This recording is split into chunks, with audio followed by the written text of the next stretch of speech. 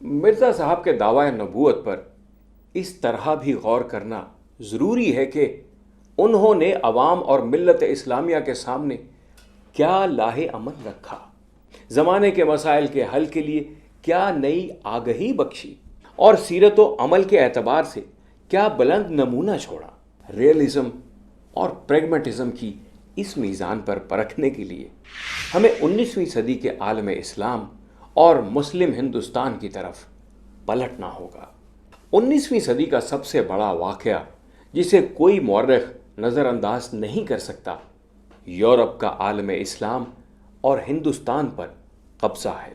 مغرب کے سیاسی تسلط اور مادی تہذیب نے جن اجتماعی مسائل کو جنم دیا تھا، انہیں صرف طاقتور ایمان، وسیع علم اور اعتماد و استقامت ہی سے حل کیا جا سکتا تھا۔ اس صورتحال کا مقابلہ کرنے کے لیے ایک طاقتور علمی اور روحانی شخصیت کی ضرورت تھی، جو عالم اسلام میں روح جہاد اور مسلمانوں میں اتحاد پیدا کر دے، اور جو اپنی ایمانی قوت اور علمی صلاحیت سے دین میں ادنیٰ تحریف و ترمیم کیے بغیر اسلام کے ابدی پیغام اور روح اثر کے درمیان ہم آہنگی پیدا کرتے۔ ایک ایسے نازک وقت میں عالم اسلام کے نازک ترین مقام ہندوستان میں، جو ذہنی و سیاسی کشمکش کا خاص میدان بنا ہوا تھا، مرزا غلام احمد اپنی دعوت اور تحریک کے ساتھ سامنے آتے ہیں۔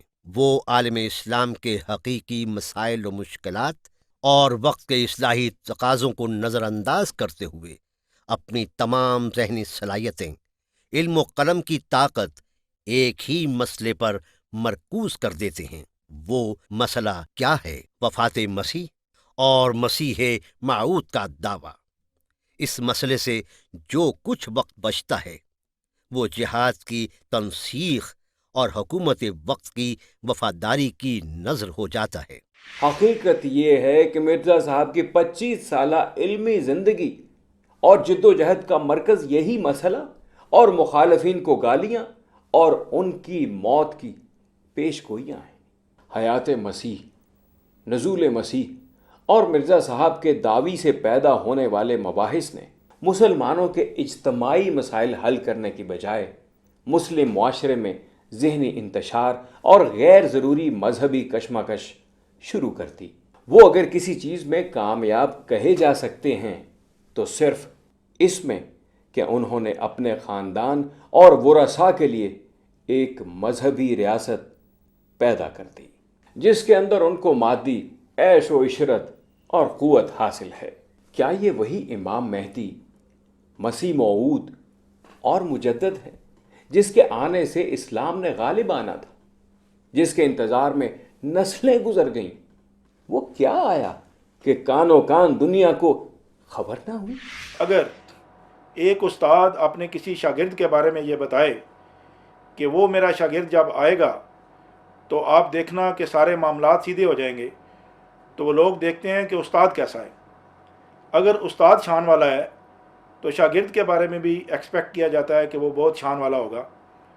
اب اگر ہم دیکھتے ہیں کہ نبی اکرم صلی اللہ علیہ وآلہ وسلم جب دنیا میں آئے اور انہوں نے نبوت کا دعویٰ کیا تو 23 سال کے اندر انہوں نے فزیکل جنگیں بھی لڑیں، ہجرت بھی کی، تبلیغ بھی کی، اور اس کے بعد آخری 10 سالوں میں اپنے مشن کو مکمل کر کے دنیا میں انقلاب برپا کر کے دنیا سے اپنا مشن مکمل کر کے گئے۔ 10,000 قدوسیوں کے ساتھ وہ مکہ معظمہ میں داخل ہوتے ہوئے اپنی فتح کا جھنڈا گاڑ کے جا رہے ہیں، تو ہم یہ جائز طور پہ ایکسپیکٹ کر رہے تھے کہ جو آنے والا امام مہدی ہوگا وہ بھی اسی شان کا ہوگا کہ اس کے آنے سے دنیا میں انقلاب برپا ہوگا۔ لیکن اب دیکھتے ہیں کہ ہوا کیا۔ جب کہ میں بات کر رہا ہوں اس سے پہلے امام مہدی، جن کو امام مہدی کہا جا رہا تھا، مرزا غلام احمد قادیانی، وہ دنیا میں 73 سال عمر گزار کے جا چکے تھے، اور ان کو گئے ہوئے بھی تقریباً 90 سال گزر چکے تھے، اور ان کی جو خلافت، جس کو وہ خلافت کہتے ہیں، اس کے بھی چوتھے خلیفہ کا دور جاری تھا. تو اتنا عرصہ گزرنے کے باوجود جب ہم اس انقلاب کو دیکھتے ہیں کہ وہ کہاں پہ ہے تو ہمیں سخت مایوسی ہوتی تھی. مرزا صاحب دنیا میں اپنا دور مکمل کر کے اپنے استاد، جس کو وہ استاد مانتے تھے، اس استاد کی نسبت 10 سال زیادہ گزار کے جب وہ دنیا سے جا رہے ہیں تو اس وقت حالت یہ تھی کہ پورے بر صغیر میں 1% بھی بندہ احمدی نہیں تھا، اور پوری دنیا میں 1% بندہ ان کو ماننے والوں میں نہیں تھا، اور صرف ان کے پنجاب کی اگر بات کریں تو بھی 1% بندہ بھی ان کو ماننے والا نہیں تھا. تو پھر وہ انقلاب کہاں تھا جس کے بارے میں نبی کی صلی اللہ علیہ وسلم نے اتنی شان کے ساتھ پیش گوئیاں کی تھیں؟ اگر یہ اس انقلاب کے مصداق تھے، اگر یہ ان جو پیش گوئیوں کے مصداق تھے، تو پھر وہ انقلاب کہاں تھا؟ وہ کوئی انقلاب برپا نہیں کر سکے، نہ وہ مسلمانوں میں کوئی اتنی بڑی تبدیلی لا سکے، نہ دنیا کو وہ بتا سکے کہ میں دنیا میں آیا اور میں یہ کر کے جا رہا ہوں. آج بھی دنیا کا بہت سا علاقہ ایسا ہے جن کو یہ بھی نہیں پتا کہ اس طرح کے کوئی امام احمدی جس کو وہ کلیم کرتے ہیں، یا مرزا غلام احمد قادیانی نام کا بندہ کوئی دنیا میں آیا تھا، اور ان کو آ کے گئے ہوئے بھی 100 سال سے زیادہ عرصہ گزر چکا ہے. آج بھی احمدی کلیم نہیں کر سکتے کہ وہ کسی بھی ملک میں 1% ہیں، کسی بھی ملک میں 1% نہیں ہے. تو وہ کہاں ہے انقلاب؟ وہ کہاں ہے ان کے وہ دلیل؟ یہ تو آٹومیٹیکلی انہوں نے اپنے اس دعوے کو غلط ثابت کر دیا. نہ کوئی انقلاب آیا، نہ اسلام غالب آیا، بلکہ 6 ارب کی آبادی میں سے ان کی زندگی میں 1 لاکھ بھی ان پر ایمان نہ لا سکا. یہ اس طرح ہے کہ 60,000 کی آبادی میں سے صرف 1 آدمی بات مانے. اسے کون انقلاب سمجھے گا؟ سچ تو یہ ہے کہ مرزا صاحب اپنی ناقدری اور نامقبولیت سے اپنے آپ کو جھوٹا ثابت کر گئے. پھر ان کے جانشینوں کے 100 سال بھی ان کی پہچان نہ کرا سکے. جماعت احمدیہ نے آج تک اپنے صحیح فیکٹس اور فگرز میڈیا کے سامنے یا نہیں لے کے آئے. پاکستان میں یہ انہوں نے مرزا طاہر کے دور میں مرزا طاہر نے ایک جھوٹی کیمپین سٹارٹ کی تھی کہ ہر سال ایک سال اس نے کہا کہ 4 کروڑ ہو گئے، پھر 8 کروڑ، پھر 16 کروڑ، پھر 20 کروڑ. اب تعداد جماعت کی آفیشلی جو ہے کبھی وہ 8 کروڑ کہتی ہے، کبھی 4 کروڑ کہتی ہے. چلیں اگر ہم 8 کروڑ بھی کنسیڈر کرتے ہیں تو پچھلے 14 سال میں مرزا طاہر کے وقت کے بعد سے اب تک وہ 14 کروڑ لوگ کہاں گئے؟ وہ غائب ہو گئے. بنیادی طور پر یہ فگرز کا فراڈ ہے. مثال کے طور پر افریقہ میں کوئی ٹرائب کا ہیڈ ہے، ٹھیک ہے، اس کو انہوں نے وہاں پر اس کے علاقے میں جا کر وہاں پر انہوں نے اسکول بنا لیا، کالج بنا لیا، وہاں پہ ڈسپینسریز بنا لی.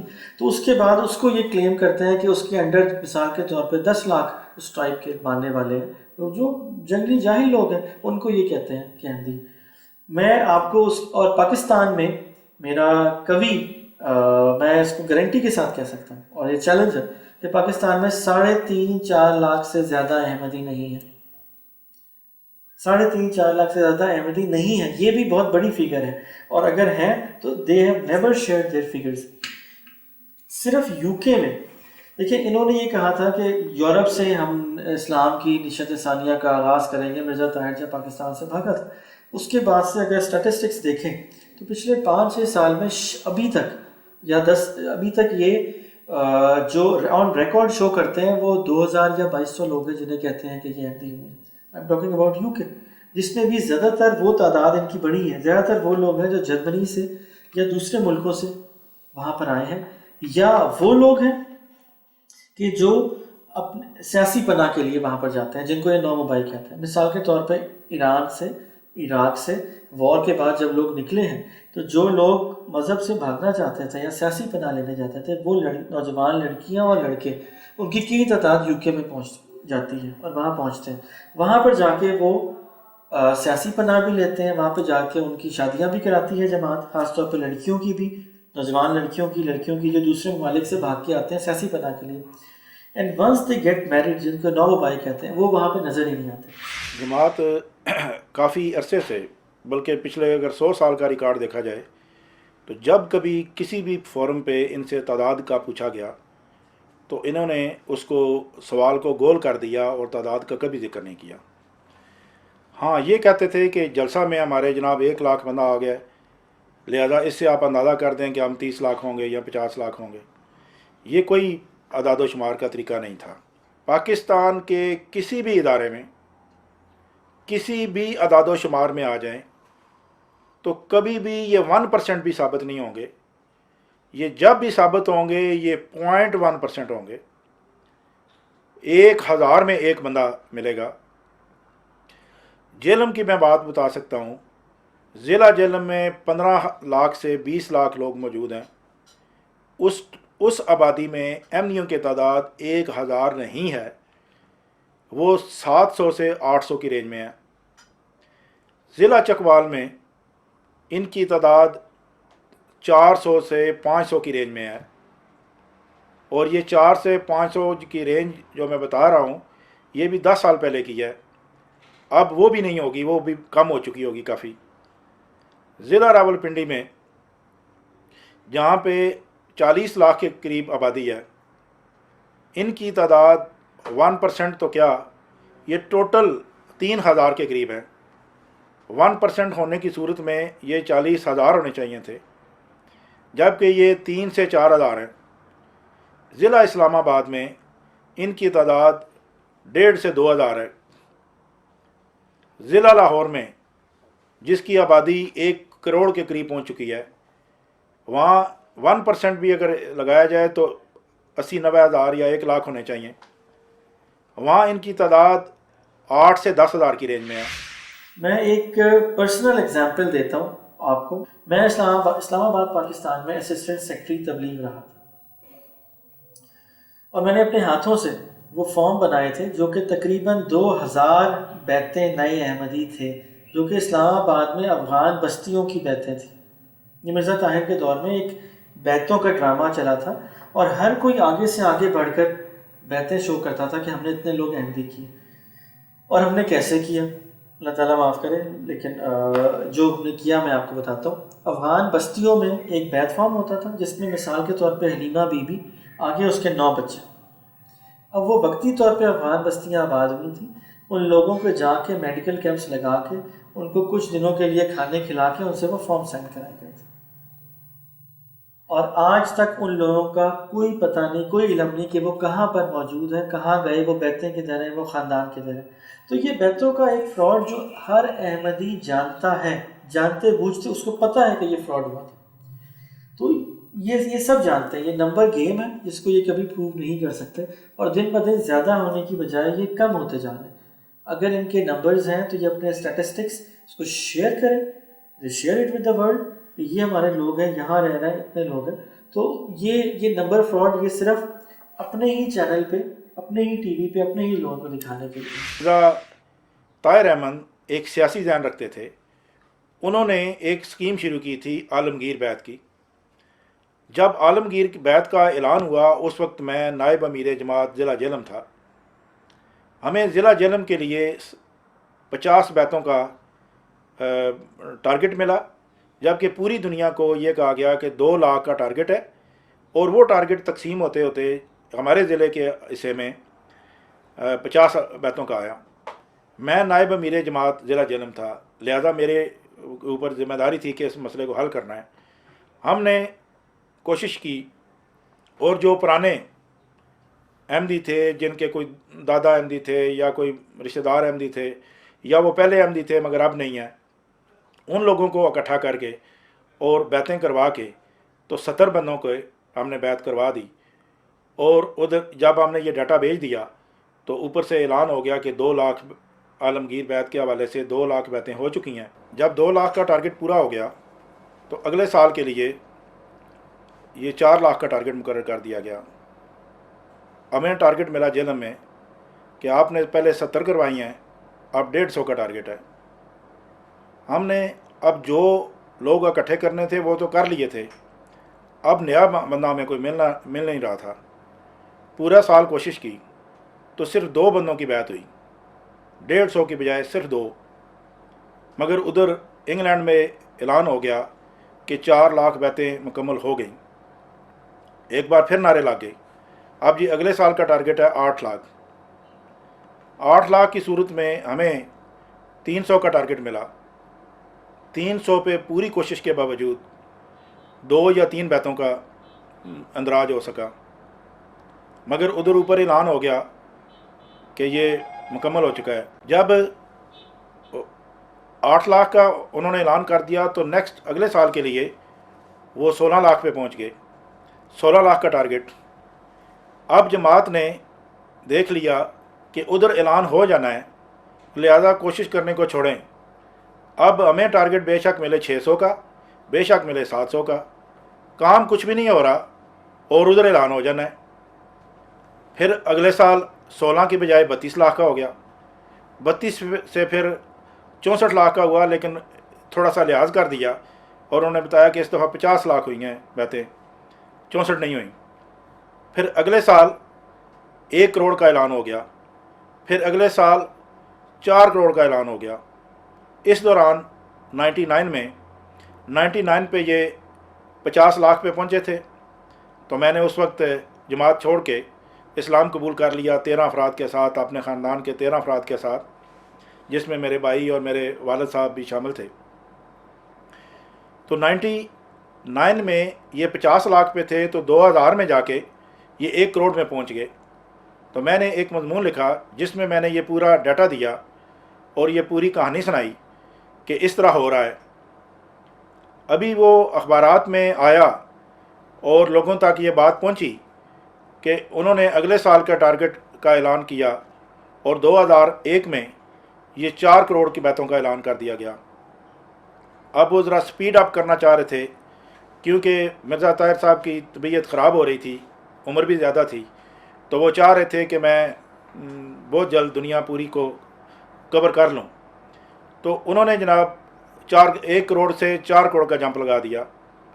अब 4 करोड़ का जब ऐलान हुआ तो ज़ाहिर है बहुत ज़्यादा जमात में जोश पैदा हुआ। अब जमातों में कोई काम नहीं हो रहा था, लेकिन ऊपर ऐलान हो रहे थे। सिर्फ 4 करोड़ के बाद इन्होंने 8 करोड़ का ऐलान किया। इस दौरान मेरा मजमून दुबई की एक पार्टी ने उन्होंने इंग्लिश में ट्रांसलेट करके इंटरनेट पे दे दिया। वो मजमून मिर्ज़ा साहब तक पहुंचा। उन्होंने अपने खुतबा में इस बात का तज़किरा करके और मुझे बुरा भला कहा कि जी वो देखें जी बदबख्त आदमी, वो ये करता है वो करता है, और वो कहता है कि ये डाटा गलत है और ये जमात इतनी तरक्की नहीं कर रही और ये बैतें नहीं हो रही, जबकि आप सब जानते हैं कि ये हो रही है और अब देख लेना 8 करोड़ हो जाएंगी। और उसके बाद उन्होंने 8 करोड़ का भी ऐलान कर दिया कि 8 करोड़ हो चुकी है। जब मेरी मजमून पे उनका तबसरा आया तो अब अगले साल का टारगेट तो उन्होंने 16 करोड़ का दिया, लेकिन जब बैतों का ऐलान किया तो सिर्फ 2 करोड़ का किया और अगले साल बैतों का सिलसिला बंद कर दिया। जब मेरा डाटा सामने आया तो एमनियों की भी आंखें खुल गईं कि बात तो ऐसे ही है कि हमारी जमातों में जो ओरिजिनल लोग थे वही हैं, इससे आगे नए बंदे तो आ ही नहीं रहे। जो इंग्लैंड में रहने वाले हैं वो देख सकते हैं कि उनकी जो इबादत गाहें हैं उसमें कितने गोरे लोग हैं जो मुसलमान हो अहमदी होके आए हुए हैं। तो वो मायूस होंगे कि कोई गोरा उनको नहीं मिलेगा। जहाँ पे इनका हेड ऑफिस है, जहाँ पे मिर्ज़ा साहब या उनका जिनको खलीफा कहते हैं वो खलीफा मौजूद है, वहाँ पे सारी कोशिशों के बावजूद कोई उधर लोकल बंदा इनको कबूल नहीं कर रहा। फिर अगर आप अफ्रीका के मुल्कों में जाएं जहाँ गुर्बत है और लोग मजबूर हैं, उनको जिस तरफ मर्ज़ी ले जाएं वो आ जाएंगे, वहाँ भी ये तादाद पूरी नहीं हो सकती। फिर इंडिया की तरफ कहते हैं कि इंडिया में बहुत लोग हैं। अगर इंडिया को देखा जाए तो इस 8 और कोई तकरीबन 15 करोड़ में से अगर हम 2 करोड़ की तसव्वुर कर लें इंडिया में, तो अगर 2 करोड़ बंदा अहमदी हो जाता तो उधर हर चैनल ने ब्रेकिंग न्यूज़ देनी थी کہ جی اتنی زیادہ تعداد یکدم ادھر چلی گئی، تو پوری دنیا کے چینل جو ہے انہوں نے بھاگ کے جانا تھا ادھر کہ یہ کیا واقعہ ہو گیا۔ حقیقت یہ ہے کہ اعداد و شمار کے اس چکر کے ذریعے احمدی قیادت لوگوں کو اپنے حصار میں رکھنا چاہتی